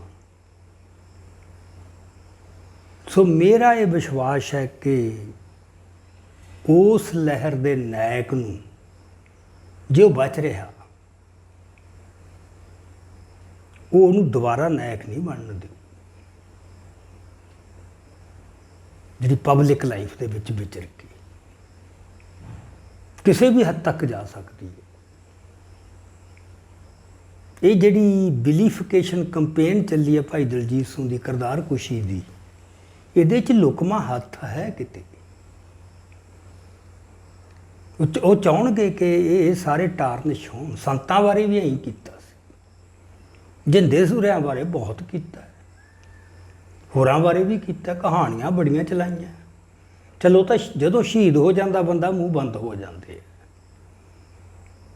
ਸੰਤਾਂ ਬਾਰੇ ਬਹੁਤ ਮੂੰਹ ਬੰਦ ਹੋਏ, ਦੂਜੇ ਜੁਝਾਰੂਆਂ ਬਾਰੇ ਵੀ। ਸੋ ਮੈਂ ਤੈਨੂੰ ਇਹ ਦੇਖਦਾ ਕਿ ਸਭ ਤੋਂ ਵਧੀਆ ਜਿਹੜੀ ਆਦਰਸ਼ਕ ਗੱਲ ਹੁੰਦੀ ਹੈ ਉਹ ਤਾਂ ਇਹ ਵੀ ਬੰਦਾ ਸ਼ਹੀਦ ਹੋ ਜੇ। ਇਸ ਤਰ੍ਹਾਂ ਦੀ ਲਹਿਰ ਤੋਂ, ਇਹ 'ਚੋਂ ਬਚ ਰਹਿਣਾ, ਇਹ ਬਹੁਤ ਵੱਡਾ ਸੰਤਾਪ ਉਹ ਭੋਗਣਾ ਪੈਂਦਾ ਕਿੰਨੇ ਰੂਪਾਂ 'ਚ। ਉਹ ਦੂਜੇ ਬੰਦੇ ਉਹਦਾ ਅੰਦਾਜ਼ਾ ਨਹੀਂ ਲਾ ਸਕਦੇ, ਖਾਸ ਕਰਕੇ ਜਿਹੜਾ ਬੰਦਾ ਸੰਵੇਦਨਸ਼ੀਲ ਹੈ। ਇੱਕ ਤਾਂ ਯਾਰ ਕਿੰਨੇ ਤੁਹਾਡੇ ਨੇੜਲੇ ਸਾਥੀ ਸ਼ਹੀਦ ਹੋ ਚੁੱਕੇ ਹੁੰਦੇ, ਉਹ ਦਰਦ ਨੂੰ ਲਗਾਤਾਰ ਨਾਲ ਲੈ ਕੇ ਜਿਉਣਾ ਇੰਨਾ, ਉਹ ਯਾਦ ਨੂੰ ਐਡੀ, ਉਹ ਕੋਈ ਛੋਟੀ ਗੱਲ ਥੋੜ੍ਹਾ, ਪੈਰ ਤੇ ਉਹ ਤਾਂ ਤੁਹਾਨੂੰ ਕਰਦੀ ਆ ਡਿਸਟਰਬ। ਦੂਜੀ ਗੱਲ ਇਹ ਹੈ ਕਿ ਉਹ ਸਮਾਂ ਤੇ ਅਗਲਾ ਸਮਾਂ ਬੜਾ ਬੇਰਹਿਮ ਹੁੰਦਾ ਹੈ। ਉੱਥੇ ਕੋਈ ਖੰਘ ਨਹੀਂ ਸਕਦਾ ਸੀ ਬਿਲਕੁਲ, ਤੇ ਖੰਘਣ ਦਿੰਦੇ ਵੀ ਨਹੀਂ ਸੀ। ਹੱਥ 'ਚ ਤਾਂ ਗਨ ਸੀ, ਗਨ ਬੜਾ ਕੁਛ ਸਾਫ਼ ਕਰ ਦਿੰਦੀ ਹੈ। ਜਦੋਂ ਗਨ ਬੰਦ ਹੁੰਦੀ ਹੈ ਨਾ ਫਿਰ ਬੜੇ ਸਿਰ ਚੁੱਕਦੇ ਨੇ ਬੰਦੇ। ਉਹ ਚੱਲਣਾ ਬਹੁਤ ਜਲਾਲਤ ਹੁੰਦੀ। ਉਹ ਸਭ ਤੋਂ ਵੱਡਾ ਸੰਤਾਪ। ਉਹ ਸਾਰਿਆਂ ਨੂੰ ਸੁਣਨੀਆਂ ਪੈਂਦੀਆਂ, ਚੱਲਣੀਆਂ ਪੈਂਦੀਆਂ। ਉਹ ਭਾਈ ਦਲਜੀਤ ਸਿੰਘ ਨੂੰ ਸਭ ਤੋਂ ਵੱਧ ਚੱਲਣੀਆਂ ਪਈਆਂ। ਸੋ ਮੈਂ ਵੀ ਇਹ ਕੋਈ ਇਹ ਤਾਂ ਬਹੁਤ ਵੱਡਾ ਕਹਿ ਲਓ ਕਿ ਸ਼ਹੀਦ ਹੋ ਜੇ ਤਾਂ ਗੱਲ ਖਤਮ। ਮੁੜ ਕੇ ਜਿਉਣਾ ਤਾਂ ਹਰ ਰੋਜ਼ ਮਰਨ ਵਾਲੀ ਗੱਲ ਹੈ। ਕਿੰਨੇ ਰੂਪਾਂ 'ਚ ਮੈਂ ਕਈ ਬੰਦੇ ਦੇਖੇ ਨੇ।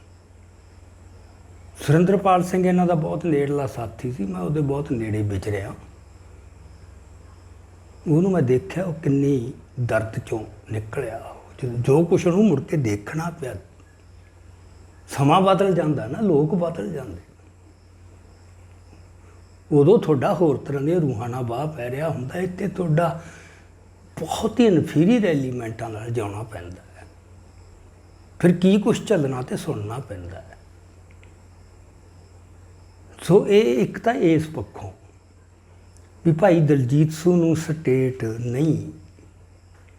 ਦੂਜੀ ਗੱਲ, ਉਹਨਾਂ ਨੇ ਆਪਣੀ ਇੰਟਰਵਿਊ 'ਚ ਸਾਫ਼ ਕਰਤੀ, ਜਿਹੜੀ ਪ੍ਰੋ ਪੰਜਾਬ TV ਤੇ ਹੈ, ਕਿ ਉਹਦਾ ਟੈਂਪਰਾਮੈਂਟ, ਉਹਦਾ ਸੁਭਾਅ ਕਿਹੋ ਜਿਹਾ ਹੈ। ਉਹਦਾ ਸੁਭਾਅ ਹੀ ਨਹੀਂ ਫਰੰਟ ਤੇ ਆ ਗਈ ਅਗਵਾਈ ਦੇਣੀ। ਉਹ ਪਿੱਛੇ ਰਹਿਣੇ ਮੁੱਢ ਤੋਂ। ਇਹ ਸੁਭਾਅ ਹੁੰਦੇ।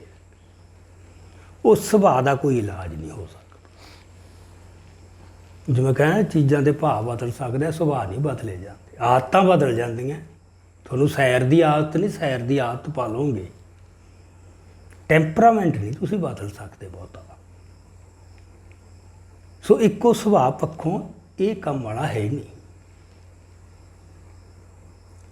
ਇੱਥੇ ਮੇਰੀ ਇਹ ਧਾਰਨਾ ਹੈ, ਮਤਲਬ ਹੁਣ ਪੰਜਾਬ ਦੇ ਵਿੱਚ ਜੋ ਮੌਜੂਦਾ ਮਾਹੌਲ ਹੈ, ਜਿਹੜਾ ਹੁਣ ਫੇਜ਼ ਚੱਲ ਰਿਹਾ, ਜਿਹੜੇ ਫੇਜ਼ 'ਚੋਂ ਅਸੀਂ ਲੰਘ ਰਹੇ ਹਾਂ ਇਤਿਹਾਸ ਦੇ 'ਚੋਂ, ਇਹਦੀ ਆਪਦੀ ਵਿਸ਼ੇਸ਼ਤਾ ਹੈ। ਇਸ ਨੂੰ ਸਮਝਣਾ, ਇਸ ਰੌਣ ਨਾਲ, ਇਸ ਬਹਿਣ ਨਾਲ ਇਕਸੁਰ ਹੋਣਾ। ਜਿਹੜਾ ਬੰਦਾ ਇਕਸੁਰ ਨਹੀਂ ਹੋ ਸਕੂ ਨਾ, ਉਹ ਲੱਖ ਕਹੀ ਜਾਵੇ, ਛਾਵਾਂ ਪਾਲੀ ਜਾਵੇ, ਉਹ ਨਹੀਂ ਚੱਲ ਸਕੂ। ਸੋ ਇਹਨੂੰ ਸਮਝਣਾ ਸਾਰੇ ਕੁਛ। ਸੋ ਮੈਨੂੰ ਇਹ ਲੱਗਦਾ ਹੈ ਕਿ ਅੱਜ ਜਿਹੜੀ ਯੂਥ ਹੈ, ਨਵਾਂ ਆ ਗਿਆ ਜਿਹੜਾ ਕਿਸਾਨ ਅੰਦੋਲਨ ਦੇ ਦੌਰਾਨ ਪ੍ਰਗਟ ਹੋਇਆ, ਰੂਪਮਾਨ ਹੋਇਆ, ਕ੍ਰਿਸਟਲਾਈਜ਼ ਹੋਇਆ, ਉਹਨੇ ਜੋ ਕੁਛ ਦਿਖਾਇਆ ਪਿਛਲੇ ਸਾਰੇ ਪੀਰੀਅਡ 'ਚ, ਉਹਦੀ ਜਿਹੜੀ ਚੇਤਨਤਾ ਨਾ, ਉਹ ਇੱਕਦਮ ਮਤਲਬ ਹੈਰਾਨ। ਮੈਂ ਖੁਦ ਹੈਰਾਨ ਹੁੰਦਾ। ਕਿਉਂਕਿ ਜਦੋਂ ਇਤਿਹਾਸ ਦੇ ਇਹੋ ਜਿਹੇ ਦੌਰ ਆਉਂਦੇ ਨਾ, ਜਿਹੜੀਆਂ ਗੱਲਾਂ ਤੁਸੀਂ ਦਹਾਕਿਆਂ ਸਿੱਖਣੀਆਂ ਹੁੰਦੀਆਂ, ਉਹ ਤੇ ਹਫ਼ਤਿਆਂ ਸਿੱਖਦੇ ਆ ਬੰਦੇ। ਇੰਨੀ ਤੇਜ਼ੀ ਨਾਲ ਬੰਦੇ ਗ੍ਰਹਿਣ ਕਰ ਰਹੇ।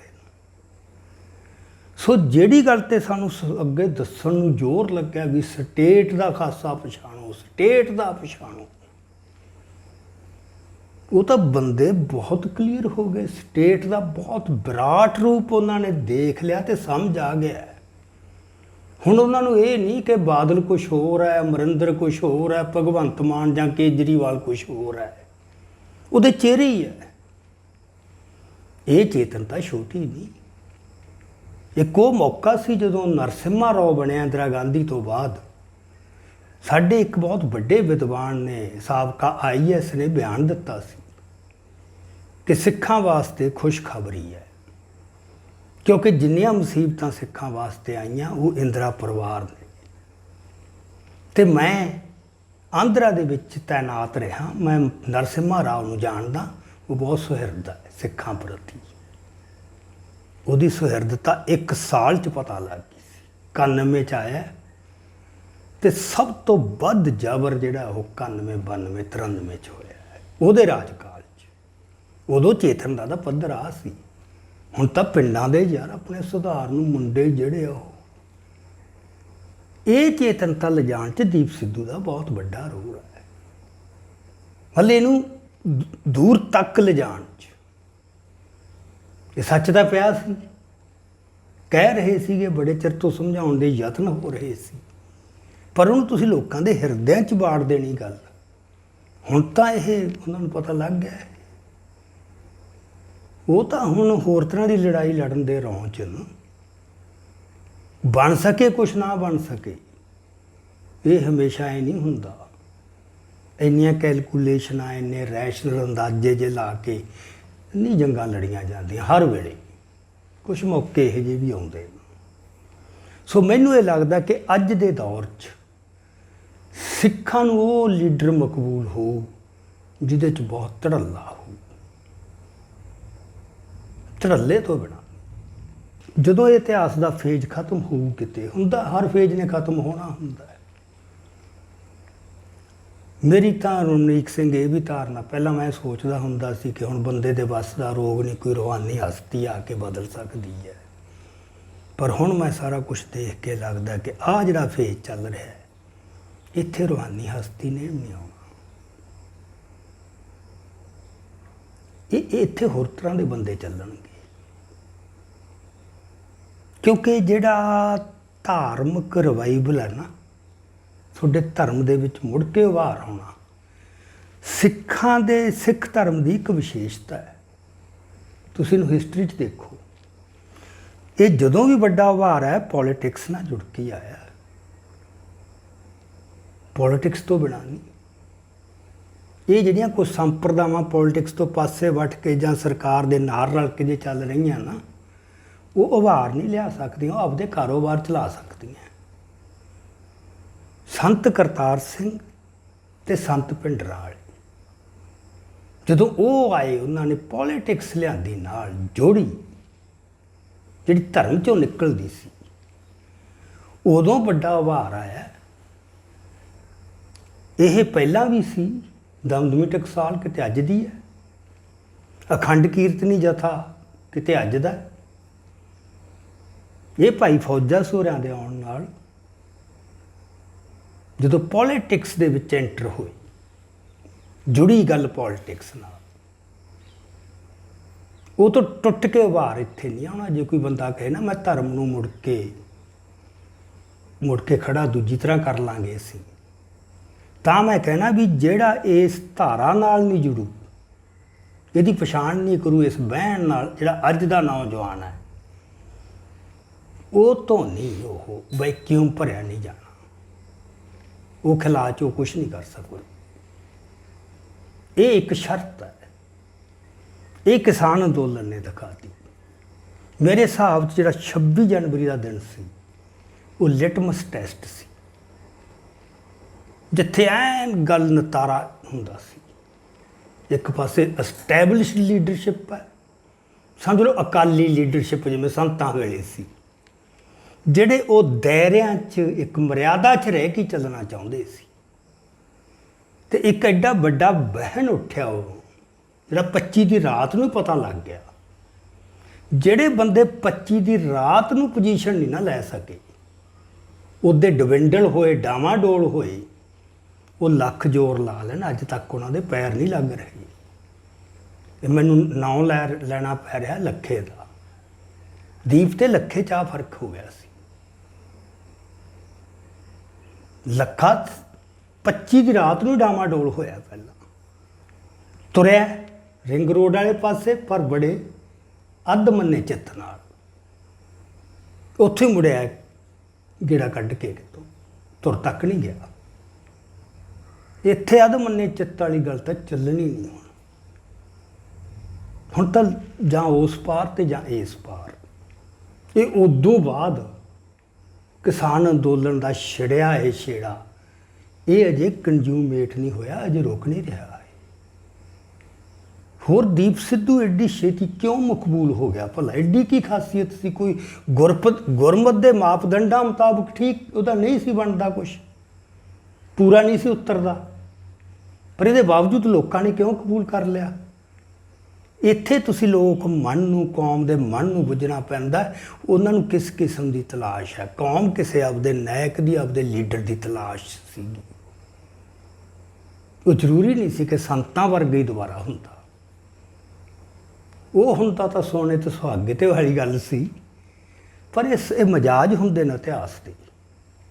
ਆਹ ਮਜਾਜ ਇਸ ਤਰ੍ਹਾਂ ਦਾ ਹੈ, ਇੱਥੇ ਇਸ ਤਰ੍ਹਾਂ ਚੱਲਣਾ ਪਊਗਾ। ਤੇ ਜਿਹੜੇ ਬੰਦੇ ਉਹਦੇ 26 ਨੂੰ ਡਾਵਾਂਡੋਲ ਹੋ ਗਏ, ਨਹੀਂ ਗਏ ਰਿੰਗ ਰੋਡ ਤੇ ਜਾਂ ਟੱਟ ਕੇ ਨਹੀਂ ਖੜੇ, ਉਹ ਲੱਖ ਯਤਨ ਲਾਲ ਕਰ ਲੈਣ, ਉਹਨਾਂ ਦੇ ਪੈਰ ਹੁਣ ਇਸ ਦੌਰ 'ਚ ਤਾਂ ਨਹੀਂ ਲੱਗਣੇ ਬਹੁਤੇ, ਚੱਲੀ ਸਾਰੇ ਜਾਣਗੇ, ਮਕਬੂਲ ਉਹੀ ਹੋ।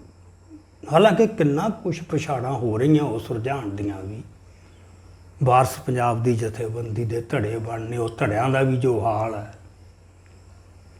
ਕੁਛ ਵੀ ਹੈ ਉਤਸ਼ਾਹਜਨਕ ਨਹੀਂ ਦੇਖਣ ਨੂੰ, ਪਰ ਕਿਤੇ ਵੀ ਰੌਂ ਦਬ ਨਹੀਂ ਰਿਹਾ ਲੋਕਾਂ ਦਾ। ਆ ਮੱਤੇ ਬਾੜੇ ਪਤਾ ਲੱਗ ਗਿਆ। ਸੋ ਉਦਣ ਦੇ ਗਦਾਰ ਜਿਹੜੇ ਨੇ 26 ਜਨਵਰੀ ਵਾਲੇ, ਉਹ ਹੁਣ ਸਟੇਜਾਂ 'ਤੇ ਉਹ ਪਹਿਲਾਂ ਨੂੰ ਨਹੀਂ ਬੋਲ ਸਕਣਗੇ। ਹੋ ਸਕਦਾ ਹੌਲੀ ਹੌਲੀ ਚੜ੍ਹਨਾ ਹੀ ਬੰਦ ਹੋਵੇ ਜੇ ਇਸ ਤਰ੍ਹਾਂ ਹੀ ਜ਼ੋਰ ਫੜੀ ਗੱਲ। ਜਿਹੜੇ ਉੱਦੇ ਉੱਕ ਗਏ ਨਾ, ਉਹ ਨਹੀਂ ਮਾਫ ਹੋ ਰਹੇ ਅਜੇ ਤੱਕ। ਮੇਰੀ ਇਹ ਧਾਰਨਾ ਹੈ ਕਿ ਇਸ ਦੌਰ ਦੇ ਵਿੱਚ ਉਹ ਲੀਡਰ ਚੱਲੂ ਜਿਹਦੇ 'ਚ ਆਸ ਧੜੱਲਾ ਹੋਊਗਾ। ਇਸ ਵਰਤਮਾਨ ਵਹਿਣ ਨਾਲ ਜਿਹੜਾ ਪੋਲੀਟੀਕਲ ਹੈ, ਇਹਦੇ ਨਾਲ ਉਹ ਇੱਕ ਸੁਰ ਹੋਊ ਜਿਹੜਾ ਇਹ ਤੋਂ ਟੁੱਟ ਕੇ ਧਾਰਮਿਕ ਪ੍ਰਚਾਰ ਉਹ ਕੁਛ ਅਸਰ ਤਾਂ ਪਾ ਸਕਦਾ ਹੈ, ਬਹੁਤਾ ਥੋੜ੍ਹਾ ਜਿਹਾ ਘੇਰੇ ਤੱਕ, ਉਹ ਇੱਕ ਵੱਡੀ ਉਭਾਰ ਨਹੀਂ ਲਿਆ ਸਕਦਾ। ਸਾਰੇ ਇਤਿਹਾਸ 'ਚ ਇਸ ਤਰ੍ਹਾਂ ਹੋਇਆ। ਅਕਾਲੀ ਦਲ ਜਦੋਂ ਬਣਿਆ, ਗੁਰਦੁਆਰੇ ਮੂਵਮੈਂਟਾਂ ਚੱਲੀਆਂ, ਗੁਰਦੁਆਰਿਆਂ ਦੇ ਮੋਰਚੇ ਲੱਗੇ, ਉਦੋਂ ਉਭਾਰ ਆਇਆ। ਫਿਰ ਕਿੱਡਾ ਵੱਡਾ ਗੈਪ ਹੈ ਜਿੱਥੇ ਧਾਰਮਿਕ ਉਭਾਰ, ਸਗੋਂ ਪਤਨ ਹੋ ਰਿਹਾ ਕੌਮ ਦਾ ਧਾਰਮਿਕ। ਸੰਤ 78 'ਚ ਆਏ, ਉੱਧਰੋਂ ਅਖੰਡ ਕੀਰਤਨੀ ਜਥੇ ਦੀ ਧਾਰਾ ਵੀ ਉਹ ਬਣ ਗਈ, ਚੱਲ ਨਾਲ ਜੁੜੀ, ਪਰ ਕੇਂਦਰ ਬਿੰਦੂ ਸੰਤ ਜਰਨੈਲ ਸਿੰਘ ਬਣੇ। ਉਹਨੇ ਇੱਕਦਮ ਸਿਫਤੀ ਤਬਦੀਲੀ ਲਿਆਤੀ। ਸੋ ਪੋਲੀਟਿਕਸ ਤੋਂ ਟੁੱਟ ਕੇ, ਉਸ ਬਹਿਣ ਤੋਂ ਟੁੱਟ ਕੇ ਨਹੀਂ ਕੁਛ ਹੋਣਾ, ਇਹ ਮੇਰੀ ਧਾਰਨਾ ਹੈ। ਸੋ ਬਾਕੀ ਇਹ ਦੇਖੋ ਅਜੇ ਸਮੇਂ 'ਚ ਕਿ ਕੁੱਖ 'ਚ ਕੀ ਕੁਛ ਪਿਆ ਤਾਂ ਦੇਖਿਆ ਜਾਊਗਾ। ਪਰ ਮੇਰੀ ਭਾਈ ਦਲਜੀਤ ਸਿੰਘ ਬਾਰੇ ਇਹੀ ਹੈ ਕਿ ਉਹਨਾਂ ਨੂੰ ਮੇਰਾ ਖਿਆਲ ਉਹ ਆਪ ਹੀ ਕਹਿ ਚੁੱਕੇ ਨੇ ਕਿ ਇਹ ਉਹਨਾਂ ਦੇ ਸੁਭਾਅ ਦਾ ਹਿੱਸਾ ਨਹੀਂ, ਅਤੇ ਅਜਿਹੀ ਉਹ ਕਰਨਗੇ ਵੀ ਨਹੀਂ, ਅਤੇ ਜੋ ਕਰ ਰਹੇ ਨੇ ਉਹਨਾਂ ਨੂੰ ਉਹੀ ਕਰਨਾ ਚਾਹੀਦਾ। ਉਹ ਇੱਕ ਪ੍ਰੇਰਨਾ ਦੇ ਸਰੋਤ, ਉਹਨਾਂ ਦੀ ਪੋਲੀਟੀਕਲ ਸਰਵਾਈਵਲ, ਇਹ ਸਾਡੀ ਲੋੜ ਆ ਹੁਣ, ਉਹਨਾਂ ਨੂੰ ਬਚਾ ਕੇ ਰੱਖਣਾ, ਪੋਲੀਟੀਕਲੀ ਵੀ ਫਿਜ਼ੀਕਲੀ ਵੀ। ਇਸ ਕਰਕੇ ਬਹੁਤ ਇੱਕ ਹਿੱਸਾ ਜਿਹੜੇ ਸੁਹਿਰਦ ਹੋਣ ਪੰਥ ਪ੍ਰਤੀ ਅਤੇ ਭਾਈ ਦਲਜੀਤ ਸਿੰਘ ਪ੍ਰਤੀ ਵੀ, ਇਹ ਬਹੁਤ ਲੋੜ ਹੈ ਕੌਮ ਦੀ, ਉਹਦਾ ਇੱਕ ਰੋਲ ਹੈ। ਮੈਂ ਤੈਨੂੰ ਇਸ ਤਰ੍ਹਾਂ ਜੀ ਦੇਖਦਾ। ਸੋ ਇਹ ਸਨ ਸਰਦਾਰ ਅਜਮੇਰ ਸਿੰਘ ਜੀ, ਜਿਨ੍ਹਾਂ ਨੇ ਆਪ ਦੇ ਵਿਲੱਖਣ ਅੰਦਾਜ਼ ਨਾਲ ਭਾਈ ਦਲਜੀਤ ਸਿੰਘ ਵੱਲੋਂ ਲਿਖੀ ਕਿਤਾਬ 'ਤੇ ਆਪਣਾ ਪਹਿਲਾ ਪ੍ਰਤੀਕਰਮ ਪੇਸ਼ ਕੀਤਾ, ਅਤੇ ਉਸ ਕਿਤਾਬ ਦੀ ਆਪਣੇ ਹੀ ਅਨੋਖੇ ਅੰਦਾਜ਼ ਨਾਲ ਉਹਦੀ ਵਿਆਖਿਆ ਵੀ ਕੀਤੀ। ਇਸ ਦੇ ਨਾਲ ਹੀ ਜਿਵੇਂ ਆਪ ਜੀ ਨੇ ਸੁਣਿਆ, ਉਹਨਾਂ ਨੇ ਸਿੱਖ ਸਿਆਸਤ ਦੀ ਰਮਜ਼ਾਂ ਨੂੰ ਵੀ ਛੋਹਿਆ। ਇਸ ਕੜੀ 'ਚ ਬਸ ਇੰਨਾ ਹੀ। ਅਗਲੀ ਵਾਰੀ ਫੇਰ ਆਪ ਜੀ ਦੇ ਰੂਬਰੂ ਹੋਵਾਂਗੇ ਇੱਕ ਨਵਾਂ ਕੌਮੀ ਮਸਲਾ ਲੈ ਕੇ। ਉਦੋਂ ਤਾਈਂ ਇਜਾਜ਼ਤ ਬਖਸ਼ੋ। ਰੱਬ ਰਾਖਾ। ਵਾਹਿਗੁਰੂ ਜੀ ਕਾ ਖਾਲਸਾ, ਵਾਹਿਗੁਰੂ ਜੀ ਕੀ ਫਤਿਹ।